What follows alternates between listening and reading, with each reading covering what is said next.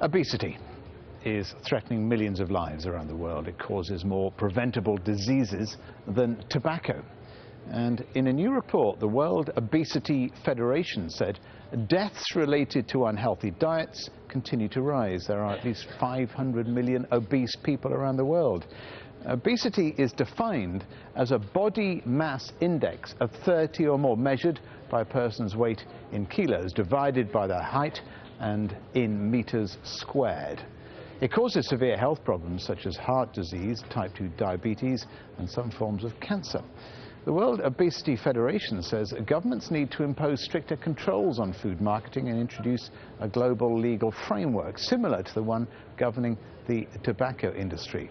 Well, Luke Upchurch is the head of communications for Consumers International, who worked with the World Obesity Federation on the report. He's live from London now. Luke, thanks very much for joining us. According to your organisation, the scale of the impact of unhealthy food on consumer health is comparable to the impact of tobacco.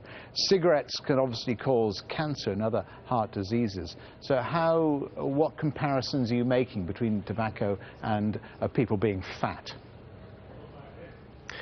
Well, as you mentioned in your introduction, we are now seeing that diet-related ill health is a bigger killer worldwide than tobacco. By 2015, we expect there to be 2.6 billion people overweight in the world. Being overweight is now a bigger killer than being underfed worldwide.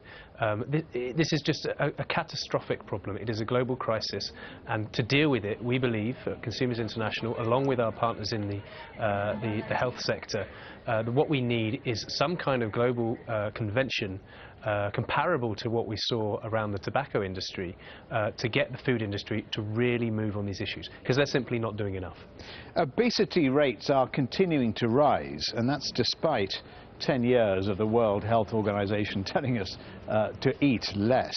Why has the WHO failed in its goal to fight obesity?